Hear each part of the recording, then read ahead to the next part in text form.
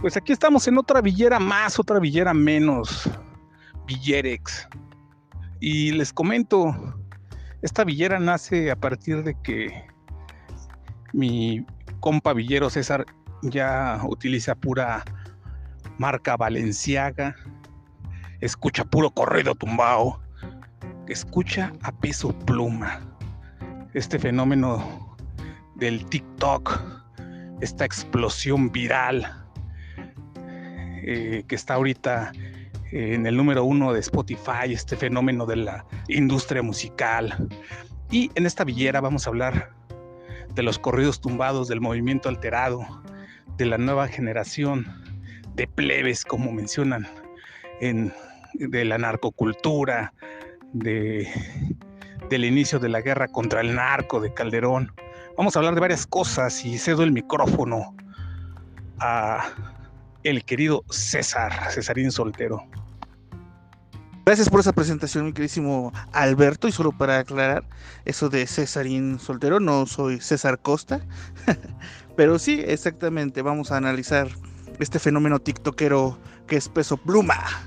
Y la verdad es que yo había permanecido afortunadamente inmaculado a estas palabras de Peso Pluma, a su música. No había escuchado de él hasta hace un par de semanas, pero la verdad es que ahora ya estoy mancillado, ¿no? Por este fenómeno. Y como bien comentas, para analizar y hacer esta villerita buchona, esta villerita tumbada, esta villerita alterada, concuerdo que hay varios enfoques. El primero sería, yo creo, verlo desde la historia de lo que es el narcocorrido. Segundo, podríamos ser el contexto social e histórico de México en los últimos 20 años, sobre todo. Tercero, musicalmente el género regional, como se le domina, y ahora las variantes que ha tenido, las fusiones. Y por cuarto, pues esta figura del narco junior, del buchón también, que como figura, ¿no?, de autorrealización y de logros, de lograr sobresalir y tener los sueños, y cumplir los sueños, perdón.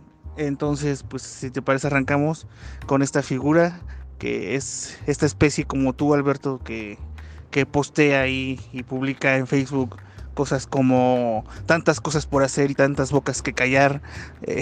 Esta frase sobre una imagen de Joker, ¿no? Pero, ¿qué te parece si empezamos? Pues ahí va esta villerita belicosa, mi querido César. Esta villerita donde vamos a hablar de la historia del corrido, y entro de lleno a esto, porque es muy interesante cómo el corrido, este movimiento que han dado a llamar los corridos tumbados y todo esto, pues tiene un antecedente y muchos lo ven, otros no lo quieren ver. ¿De dónde viene el corrido? Y lo voy a tratar de explicar así, express, sin tanto rollo. Pues el corrido viene desde épocas de independentistas, surge como una cuestión de memoria popular, sobre todo con los chinacos, esta musicalización que hacía la banda cerca de la fogata, donde contaban las historias, estas pequeñas historias de la gente anónima, historias amorosas o historias de las batallas, etcétera. Después siguió esta historia oral, que muchas de ellas no están registradas. Siguió en la Revolución Mexicana con los corridos revolucionarios, que es lo más conocido y de lo que más se guarda registro. Por cierto, Óscar Chávez hizo un registro memorable de toda esta cuestión. En la Revolución Mexicana, pues muchos corridos villistas, carrancistas, zapatistas, donde hablaban de las batallas, de las pequeñas historias marco, de la cotidianidad, de las injusticias sociales, etcétera, etcétera. El corrido surge, bueno, se va disminuyendo porque en los años 20, 30, acabada la revolución se institucionaliza, pero sigue vigente a través del la migración masiva a la Ciudad de México, 30s, 40s, y también se mantiene por una cuestión mediática del cine, la época del cine de oro mexicana, se sigue manteniendo hasta llegar a los 70s, 80s, donde en la frontera, en el norte del país, surge el narcocorrido como tal, con los Tigres del Norte y varios pequeños grupos que empezaron a relatar eso, al principio censurados. Posteriormente, bueno, el corrido parece otra vez caer, pero lo retoma completamente y es lo que está imperante ahorita, pues toda la cultura, la narcocultura. Y en 2008 surge el movimiento alterado, que es completamente esto llevado a sus últimas consecuencias, donde se habla explícitamente de la violencia y de cosas completamente decadentes. ¿Por qué? Pues surge en 2008 con la época de Felipe Calderón. Tampoco no nos podemos, el movimiento alterado, que es como el padrastro de los corridos tumbados. ¿Y quiénes son los que consumen esta música? Pues la consumen básicamente,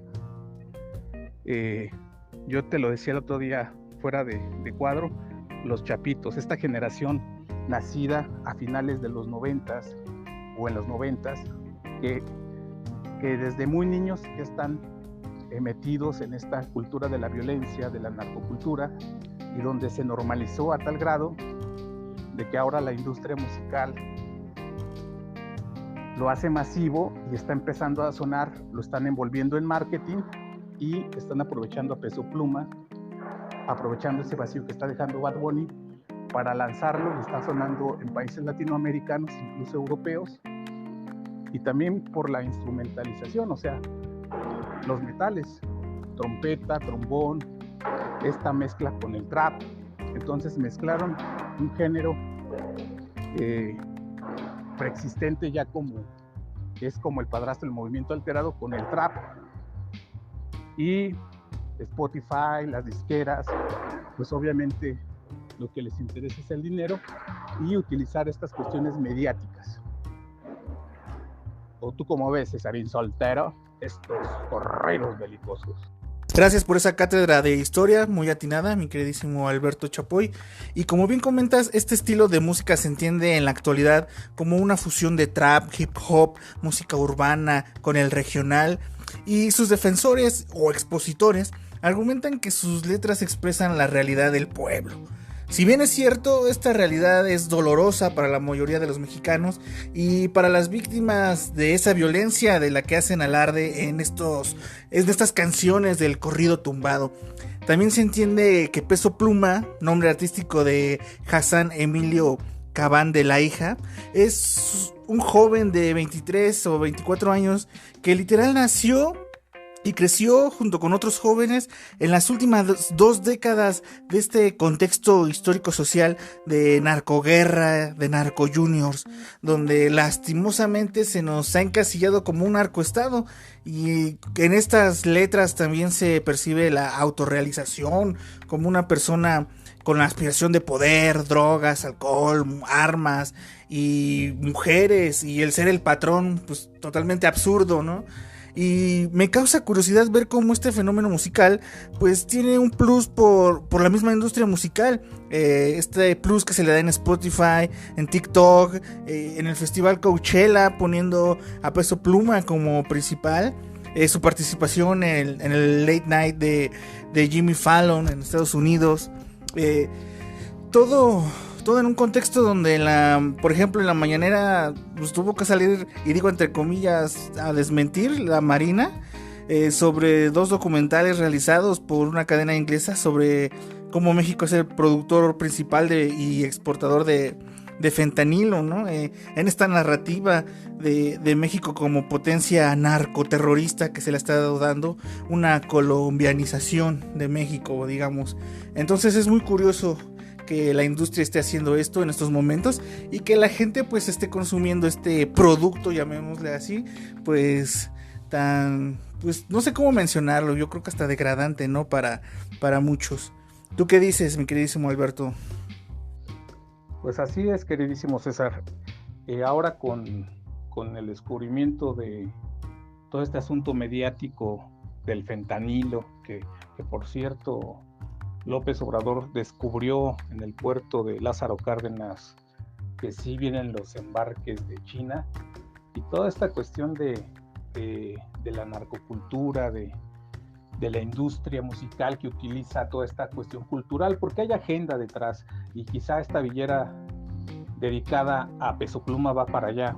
Todo lleva una agenda y todo tiene intereses tanto económicos, políticos, financieros, y la sociedad del espectáculo creo que es una de las maneras más desapercibidas para meter por debajo de la puerta toda esta agenda. Y como decía el profe Jalife, la palestinización de México, hacer ver a México como un país que es el que está causando toda la ola de adicción en los ciudadanos norteamericanos, y México es el malo, los hombres malos, como decía Trump. Y aparte se viene en temporada de elecciones en Estados Unidos. Pero regresando al tema que nos compete sobre Peso Pluma, pues básicamente a modo de cierre hay que señalar que la cuestión instrumental, la cuestión de los metales, se escucha realmente muy, muy estético. Los músicos que están detrás de Peso Pluma son músicos de primera calidad en cuanto al tololoche, como dicen en mi tierra, al trombón, a la trompeta, y que propiamente no es hip hop lo que fusionan, sino es una especie de trap o género urbano con no corrido tradicional, sino un corrido proveniente de la narcocultura, del movimiento alterado, de esta apología de la violencia que deviene pues de toda una cuestión social y política que lamentablemente azota todo el país, o sea, Zacatecas, Michoacán, Durango, etcétera, Tamaulipas, y que toda esta cuestión viene a generar una identidad cultural pues a muchos jóvenes, y que Estados Unidos a través de la sociedad del espectáculo pues utiliza, ¿no? Un fenómeno también interesante es el hecho de que Peso Pluma se viralizó muy rápido. Entonces creo que ese fenómeno se va a venir dando cada vez con mayor contundencia. Cuestiones que se hagan virales y en cuestión de semanas estés en el top 1 de Spotify y con millones y millones de vistas en YouTube, y porque es una de las maneras en que funciona. Pero ahora con toda esta cuestión de que ahora las redes sociales son la nueva televisión y está interconectado a nivel, esta aldea global que manejaba McLuhan, esta idea de aldea global, pues lo vamos a ver cada vez mayor, que un video viral de TikTok se puede convertir en el disco o una canción muy sonada, y vamos a ver si este fenómeno de Peso Pluma pues es algo de temporada o perdura. Pero más o menos a manera de charla breve pues ya les platicamos de dónde viene toda esta cuestión del correo tumbado y andábamos bien pedos y todas estas sandeces. A mí la verdad respeto la cuestión musical, pero la cuestión letrística me parece que si bien detalla algo de nuestra sociedad actual, pues también habla de una decadencia, y hay que preguntarnos quién nos está, de dónde viene esta narrativa. Con eso termino, Villeros, salvo lo que tenga César con qué concluir, pero ¿quién está metiendo esta narrativa? ¿El gobierno gringo, la industria musical, las disqueras? ¿Quién? No cabe duda que es la nueva tendencia, la viralidad y la rapidez con la que pueden ascender los nuevos artistas. Tampoco dudo de las letras que provengan del corazón de estos intérpretes, de estos artistas, puesto que es su realidad. Entonces no dudaría que sean honestas y sinceras.